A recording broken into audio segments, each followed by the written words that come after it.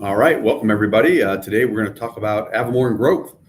And so we're excited about this, to be able to get some of the misinformation out there about what's going on in the community. It's amazing the amount of lies and misinformation that's on social media and just going around throughout the community. And we really want to make sure everybody's kind of knows what the truth is. So we're here to do that, and looking forward to taking your questions today. Well, thanks for being here, Mr. Mayor. Let's talk about growth in general. What has been happening since you took office in 2019 regarding growth? Yeah, so actually, we've been able to really work on bringing projects in at lower levels as far as the units per acre. That's one of the big things to me, is making sure that, if you have a total project, is how many units are going to be within that acreage, and provide a lot of open space in cases where you can, or bigger lots where that product might be better. As far as the overall growth, and what's happened is actually we've gone from 400, 600 units when I first took office, all the way down to we only approved, or actually had 200 building permits come in last year. And so when you're able to build products that are higher quality and better, it's going to really help on how many building permits come in and how many people are building things in your community as a whole. And the great thing is we've been able to offset that with a lot more commercial, right? So we haven't been hurt in the revenue stream that's been coming in. We've just moved it more towards a commercial base, which really helps the city moving forward. Now, there's been a lot of apartments that have been going up in the last couple of years. So a lot of people think that it's your doing, that you've approved all these apartments. So talk us through, where did they come from? When did they get approved? And why are they being built now? Yeah, so there's all kinds of different projects with apartments, but one of the main reasons that I got elected in 2019 was because our previous administration was approving a lot of this type of stuff. If you look at Linder and 44, those apartments were approved back in 2015. Actually, when I was on council in 2013, it was approved for 79 one-story 55 and over community. And in 2015, the council at the time happened to change what was going to be there. And unfortunately, it got built during my tenure being here. But there's nothing you can really do with private property rights once something is approved through the previous administrations. But you'll see, coming up, right, you'll see that over by where Holy Cow was, you've got those couple hundred apartments going up. You look at behind Albertsons, that's going to start. That hasn't even started. And all that stuff was approved before I became mayor. So specifically, how about those barracks over there on Linder and 44? What was the process for approving that, and what was the timeline on that? Yeah, so like I said before, 2015 is when that was approved. It was originally approved for 79 55 and over single-family homes. And then, of course, like I said, in 15, it was moved to 300 units, and it actually got approved in 2019 before I became mayor in 2020 to be changed from 79 to 300. And that's the kind of things that we don't want to see happen in Eagle, right? When something's been approved in previous years, a lot of people will talk about the fact that, it was approved so long ago, it shouldn't be going today. Well, in most cases, 99.9% of the time, density is not going to become less in the future. It's going to become more. So when we can put things today and keep them at the densities that we want to see today for long periods of time into the future, then most likely they're going to stay that way. And you don't end up getting a mayor or a council that wants to bring in higher density and change things. We saw this happen in Boise with the upzoning, right? Here, these areas already are in city limits, already zoned for something, and then later they come in and upzone them. And we don't want to see that happen here. So you mentioned bringing in more commercial. Michael from Eagle asks, what's your vision for new businesses here at Eagle?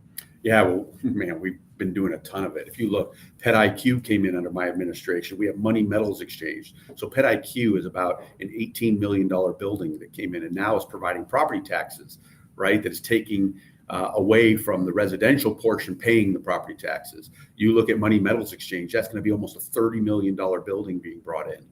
Once again, what happens is those property taxes shift away from residential and go to commercial.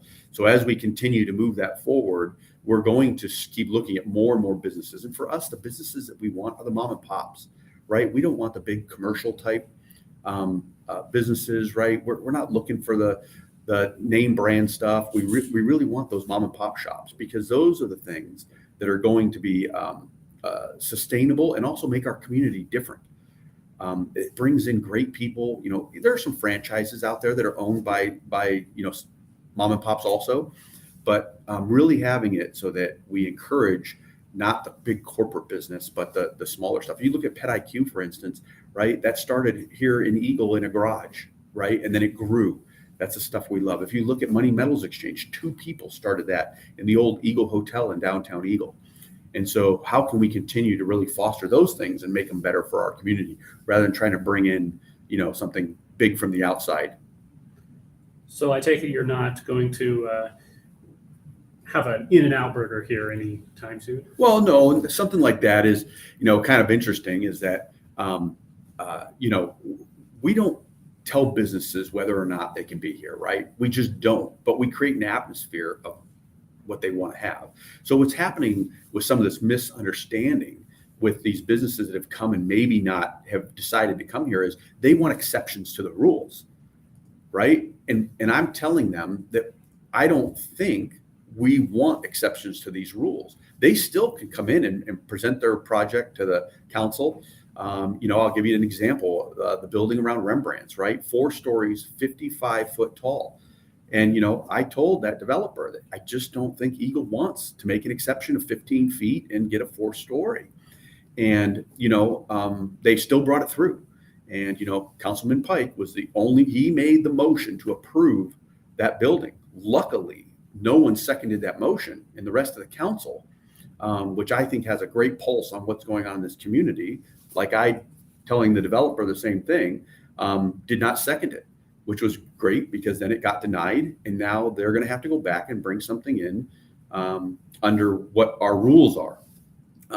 That's a tough thing to do sometimes because if you look at our downtown for years, we've had a lot of empty lots because people haven't developed. It's not our job, as Councilman Pike has said, to make it pencil, right, for the developer. It's just not. And I understand sometimes it won't get built and it'll take longer, but I've always had this mentality that you don't, create an issue that might happen for 10 years with a 100-year fix, meaning that if you put a 4-story building there, it's never going away, right? It's going to be forever. Now, it might take another 5-6 years for the building to get built there, but we're going to get what we want. And we need to really make sure that happens. And I'm really focused on, not the big businesses, right? You've heard my opponent talk about, Costco's and, other big corporate businesses. I mean, if they come and can find the right spot to fit, great. But I don't think we make exceptions.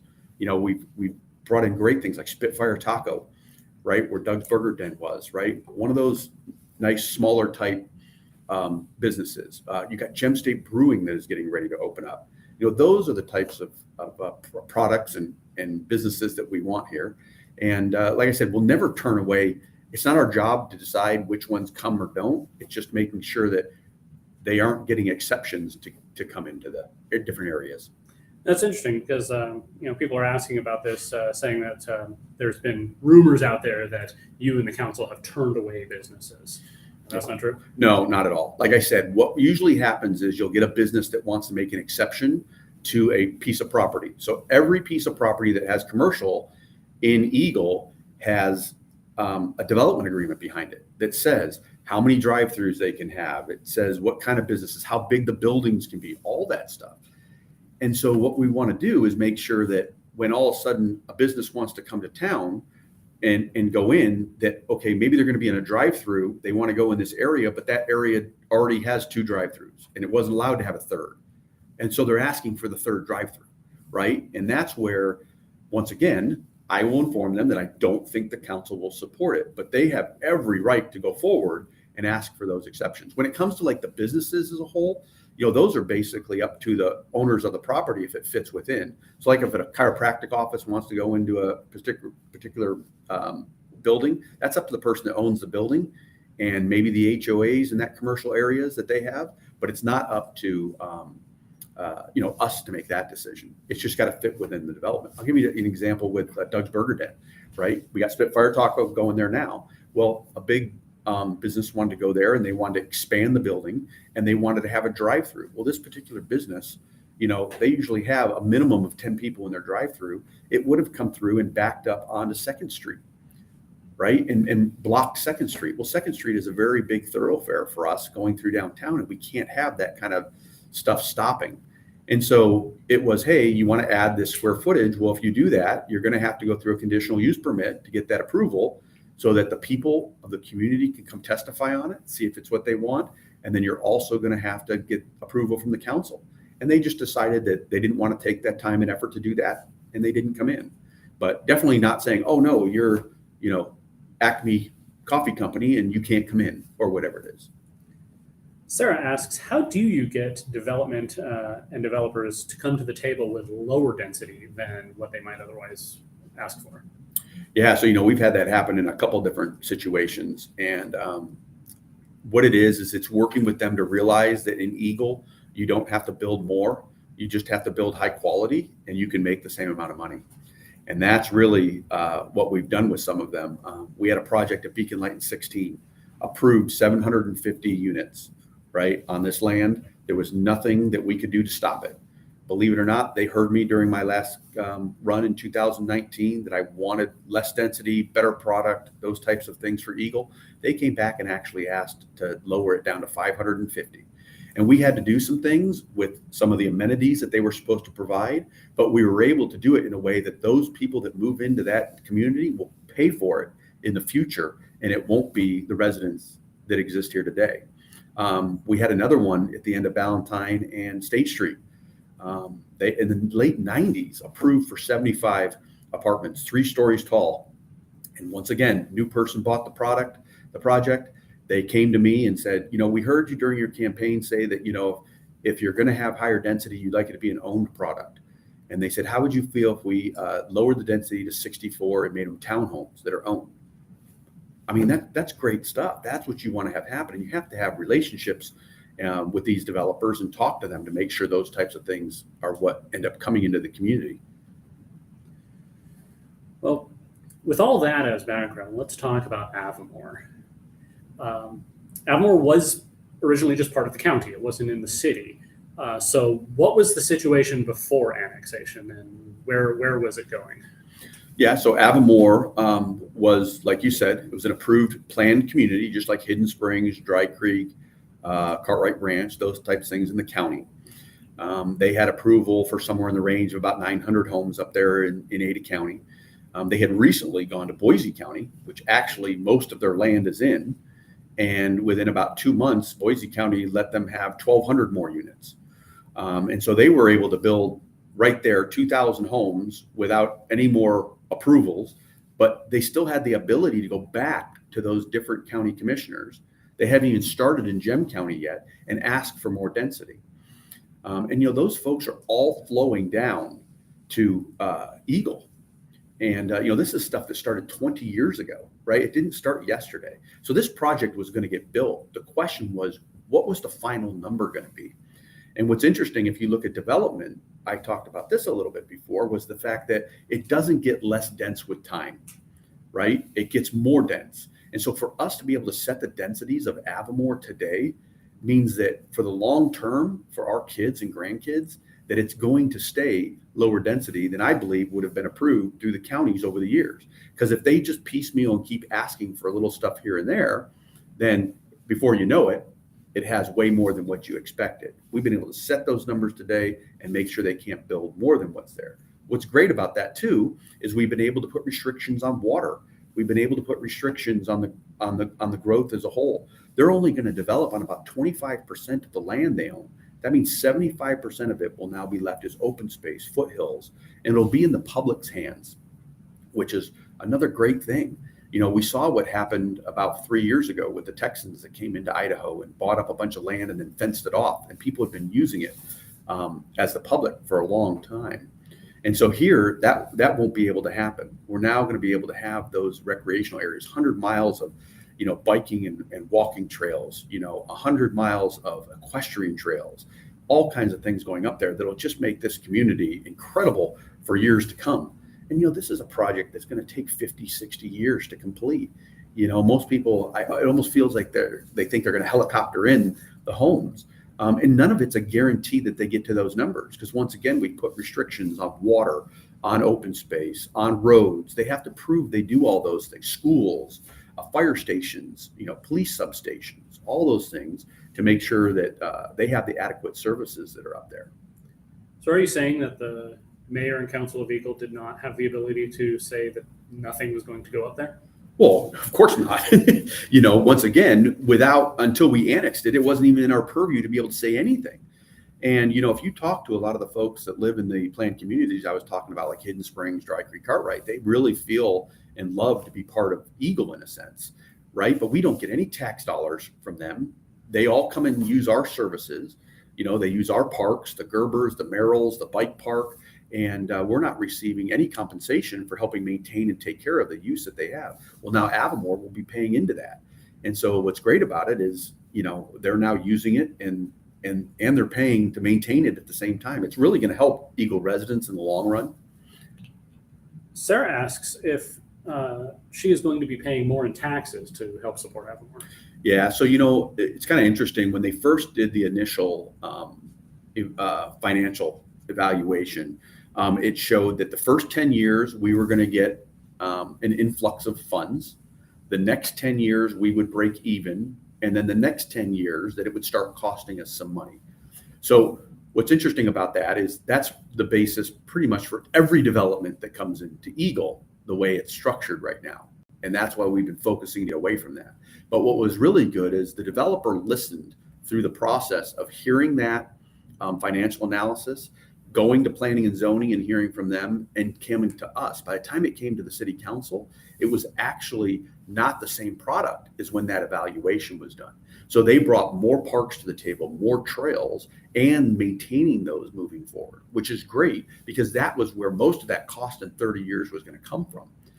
But the issue is that you're talking 30 years down the road before you might see a cost when you've had a huge influx of money coming in the first 10 years. So really, you're looking out 40 years before you see maybe any kind of cost. And that was from the original analysis. Now with what we've done, you're looking at more 50 or 60 years before you're going to see a financial hardship, if at all. If we keep continuing to move into this commercial direction that we have and having more commercial in Eagle, it really helps to balance the way you pay property taxes in the state of Idaho. So Jeff has a bit of a technical question here, talking about that original fiscal study, and he says that it combines developer fees with operating income. And he has a question about that, if that's, or if you're actually going to be able to use developer fees for that income. Oh yeah, so they pay into, making sure. So every house that gets built, every development that gets built, they all pay fees into, and what it pays for is it pays for a lot of the staff that we have to have on hand in order to put all this stuff together. And so that's where a lot of that comes from. So it's a cost, they're supposed to pay what it costs for us to provide those services. And so once development, that's another thing that happens in the future, is once development starts to slow down, you don't have as much staff having to, bring people on to do things. And then, of course, what we've done is we've gone in and used technology a whole lot to provide things where building permits will all be able to be done online, and you won't have to have as much staff. You'll be able to, put in your project as a developer, right? If you want to change out your roof and you've got to get a permit for it, you can do all this online. And that is going to be a tremendous help for the future of Eagle, making sure that we don't have to keep hiring people to do these things. It can all be done. When I became mayor, people were inputting things 2 and 3 times, right? Someone fills out a form on a PDF or writes it in, and then they have to go and they have to put all that information into the computer, and then another department was putting in it also, and there was no cohesiveness to how that was all being put in. And so now we're able to do that, which really keeps the labor side of things down as we continue to grow. We'll be able to continue to, develop in the future and have things happen without adding more employees, which is going to save us a tremendous amount of money in the future. So one of the big issues I've heard is that the council went ahead and approved Avimor, the annexation, after planning and zoning rejected it. Can you walk us through that series of events? Yeah, so obviously planning and zoning is a recommended body, right? They're made up of residents of the city of Eagle and one that lives in the county, and they look at the project as a whole, and their really purview is to give feedback and stuff to the developer to be able to decide if they want to make changes when it gets to the council, right? And so what happened is the Planning and Zoning Commission was able to give them, feedback on why they didn't approve it, and then Avimor made the decision to make those changes and bring them to us, and so that they could maybe get their project through. So we've had projects in the past that have not listened to planning and zoning, gotten denied, and come to the city council, and we deny it because they don't make any changes, right? But it's really an opportunity for that developer to listen to those residents that are part of the Planning and Zoning Commission, and then make those changes coming up to us so we can make the final decision. Susan asks if you can address the water issues surrounding Avimor. What's the situation with their water, and how is that connected with our water, and how does that all work? Yeah, so actually that's a great question, because that's been one of the big misinformation things out there. Is there's been some talk that there's 5 years left on their water lease of Avimor for their water rights up there. Well, that's all fine and dandy, but if we didn't annex them or do the water agreement, they could have just kept taking Veolia's water up there and continued to develop through Veolia, which would have continued to take water from down here near the river and pump it up to Avimor. What we've been able to do is, when we did the water agreement with them, we are now forcing them to use the water rights they have up in the foothills, which are actually coming from a different aquifer than what we have down here by the river. And so that's going to be a tremendous asset to the city of Eagle as a whole in the future with water and what's going on. But it's also the fact that, we're not continuing to make sure the water comes from down here all the way up to Avimor through Veolia. So the phases that are there today and the houses that are built will all be on the Veolia system forever, just the way it works. But now Avimor is having to build a whole new system, perfect their wells, and put it all into all the new construction moving forward, which then the city of Eagle will take over to run and maintain off the fees that the people that get on it in Avimor will pay moving forward. And so it's truly development paying for itself, right? But then we also get to make sure those water rights come to the city of Eagle and not to another entity like Veolia. So speaking of development paying for itself, Sarah asks if you can talk about planned communities in general, such as Avimor or Valnova. How do they pay for their own infrastructure and not be a burden on existing Eagle taxpayers? Yeah, so these planned communities are an interesting thing. So basically, if you have over 600 acres in the county, they can do a planned community, and it's supposed to provide a little bit of everything, right? Little commercial, little residential, and be its own little entity to take care of itself in a sense. But what ends up happening is a lot of the services that are provided by the cities are what get used through these entities, especially in the first, third, 2/3 of the project, right? Because they're not getting to that commercial for a long period of time. And so they're able to go ahead and get approval through the county without coming to the city. As a matter of fact, the county just approved one in around Cuna, which was 4 units per acre. We approved Avimor at 1 unit per 2 acres. That's 8 times the density of what we approved Avimor at. So for us, it's really important because Eagle does things differently. I think that might work down by Cuna, but it doesn't work here in Eagle. And so we want to make sure we're in control of those things. Avimor is what we want, right? It's where developers paying for everything, right? And then they're coming in and paying property taxes on top of it to the city for the things that we maintain and take care of today. And these planned communities, that I'm not sure people realize, they don't have a city to go play in the soccer league or the basketball league. They have to rely on, the other city amenities We actually had to make some adjustments to our own Parks and Rec programming with kids because we were so overwhelmed with the planned communities around us wanting to be part of our recreation programs, and we couldn't handle it. We actually had some folks that lived up in Dry Creek asking, why didn't we build more parks and plan for this? You don't live in Eagle, you don't pay Eagle property taxes. And so we plan for our community, not the ones being built around. So they're kind of a double-edged sword having them. And that's why I think it was really important that we brought Avimor into Eagle to make sure that we were able to capture not only the management of that program moving forward.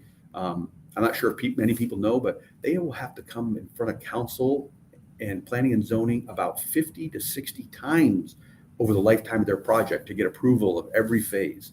It's not just a done deal and we walk away at this point and they just go develop. So a few more questions about Avimor, and then we've got a few more about general growth. Is Eagle going to have to pay to widen the highway through Avimor? Obviously, it's going to see more traffic. So what's the burden on that? Well, it's kind of interesting is that Avimor actually has worked out a mitigation fee with ITD. Every house that goes into Avimor will be paying $5,000 to ITD to help with maintaining and working and expanding the highways moving forward. That is huge. No other entity around is doing that kind of stuff at that level. And on top of that, Avimor is going to have to put in, by the time they're done, probably around $80 million into the improvements of Highway 55. So the developer and the people that move up there will be putting those improvements. And the interesting thing about it is that it's not all coming from the development of Avimor.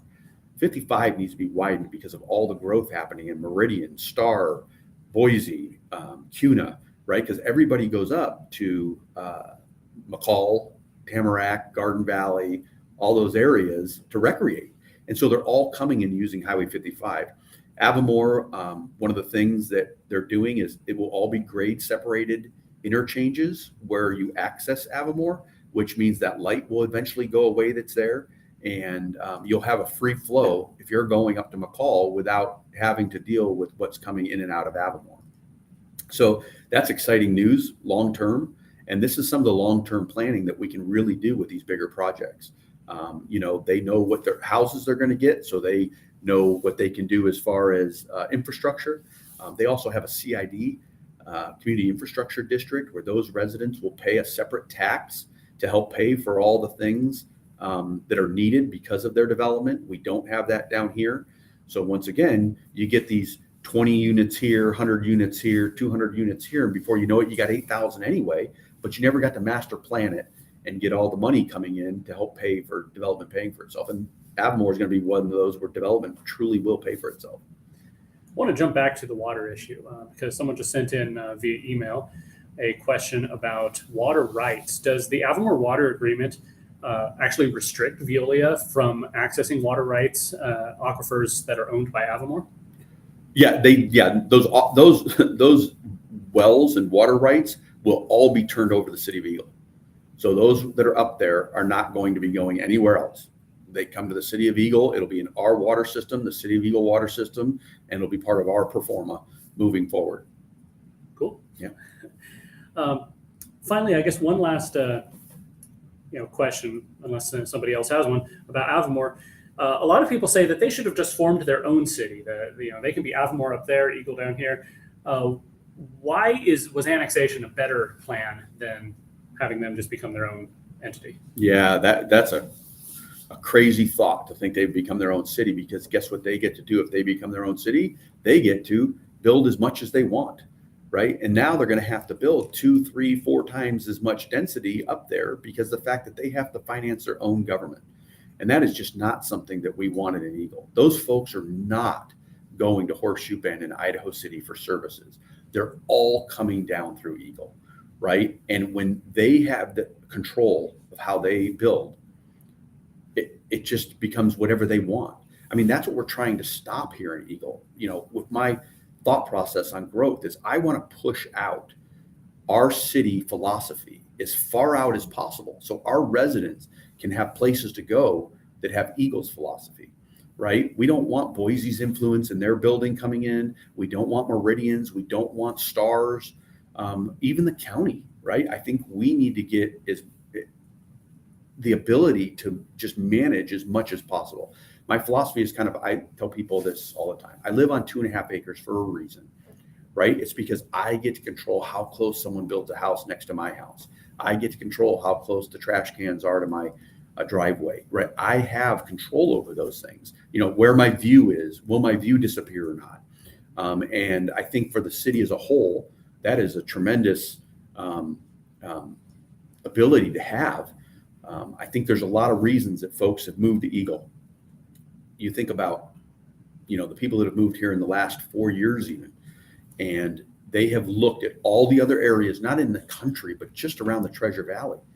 And they've decided Eagle's the best place, right? And so we want to keep that moving forward. If we have other people's influence coming in on us, pretty soon we're surrounded by what we don't like. Speaking of growth, Jim actually asks, what has been the growth rate since you took office? Yeah, so we have had, actually the numbers have come down quite a bit. So when I first took office, we were doing somewhere between 600 and 750 building permits.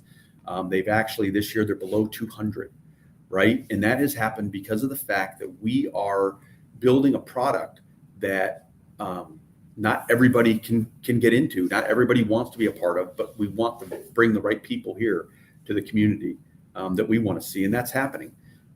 These decisions aren't just decisions that have been made, in the last 4 years, but it's things that have been happening until we got away from it a little bit in 2016 for a long time.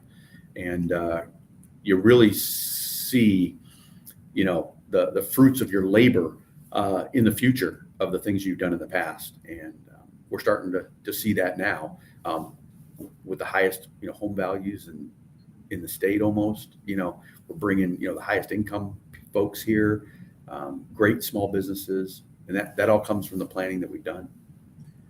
So I guess the flip side to growth is preserving open space. A question came in from a user via email asking how you've actively preserved open space and agricultural lands in the city. Is anyone else doing similar preservation measures in the rest of the Treasure Valley? And do you know how many acres have been set aside in perpetuity by this administration? Yeah, so wow, we've done a lot of really cool things. So we started the first ever state CEP, Conservation Education Program, which puts money aside through development to help preserve ag and open space. And that really came from the experience and knowledge that Councilman Bond had, and to make sure that we preserve the open space. Like I said, you see that with Avimor having 75%. You look at the Valnova project north of Beacon Light, that's going to have 50% open space. We are looking for ways all the time to save and protect open space in the city of Eagle. We have some of the highest numbers of open space our projects have to have, which is, a great thing. I mean, that's why you're not seeing, house on top of house and the back end of every house on every highway. If you look at just what started back in the early 2000s with projects like Two Rivers and Island Woods and Banbury, look at the mounds and the vegetation and all that open space that's there before you even see a house. You can't see it from the highways and the roadways, and that's what we want to continue to protect. Then you look at the 95 acres that we have a sports complex we're putting in. You look at the 600 acres that was recently donated to the city off Willow Creek that will be open space that attaches to more BLM property, Bureau of Land Management. And so those types of things is where we can bring land in and bring things that give us big swaths of open space in the public hands forever. A question came in via email that's from someone anonymous. It says, can you explain what will happen to Eagle's growth over time without requiring established building codes?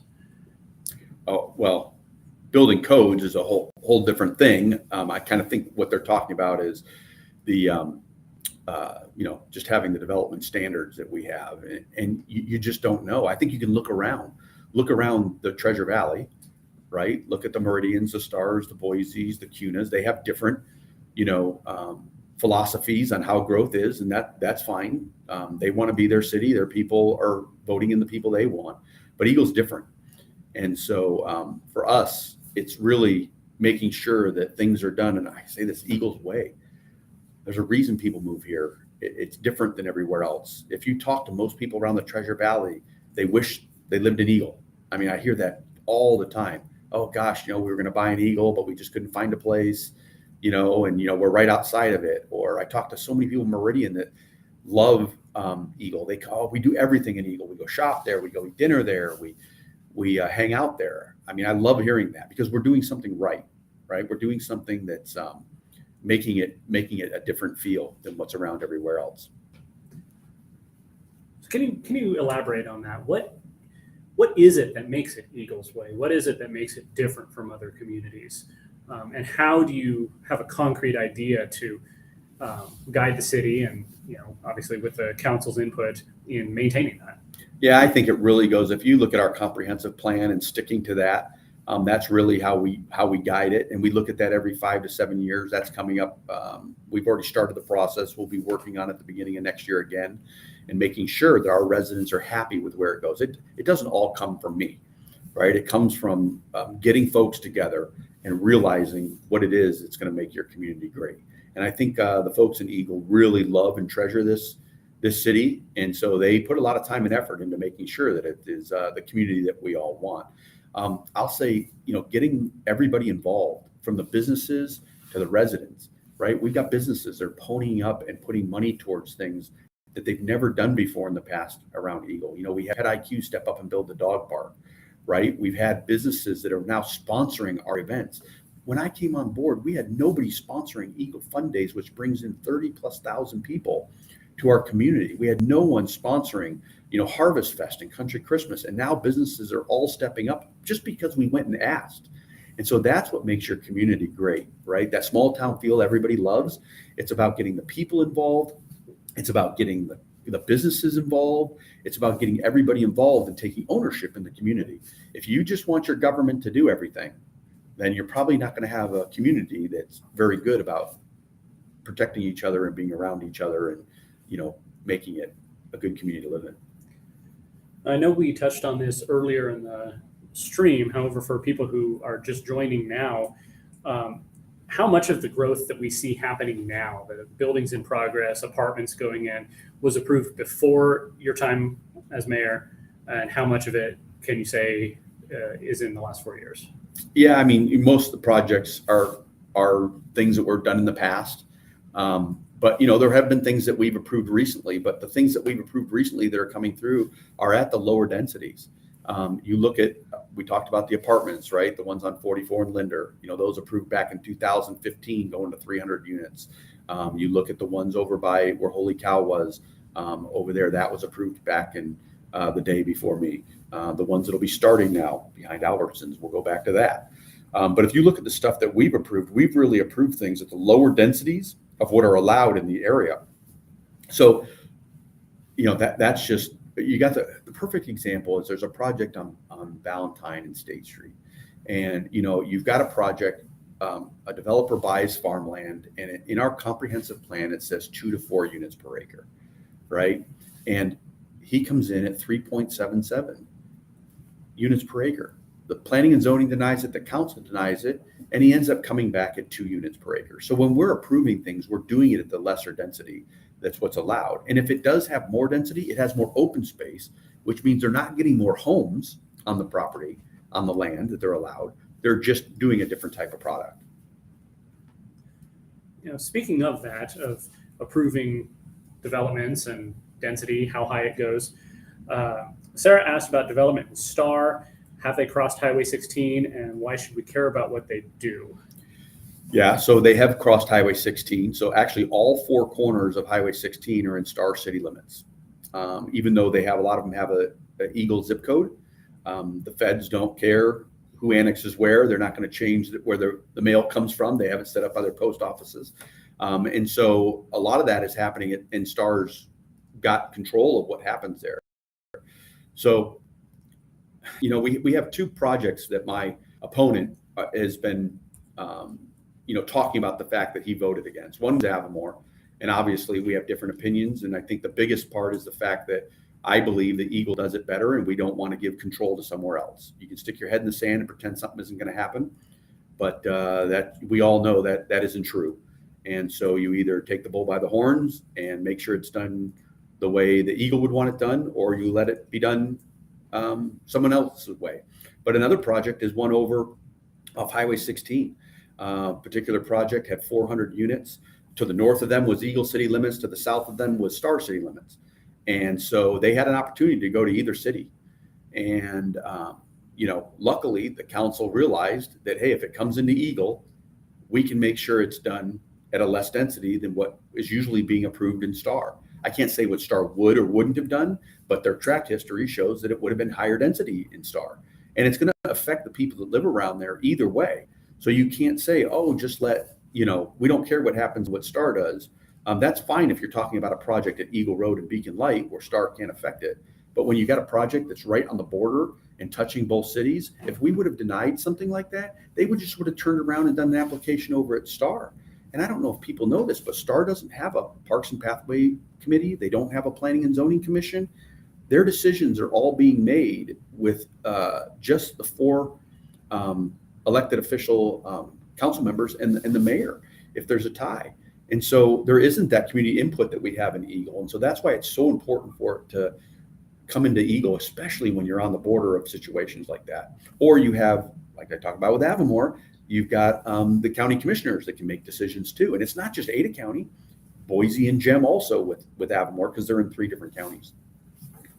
So to clarify then, now that Avimor has been annexed into Eagle, Boise, Gem, and Ada County aren't the approval bodies anymore. Exactly. And the big thing that people I think forget about is, even all this stuff that is being approved in these other communities, so much of that commuter traffic is coming through Eagle.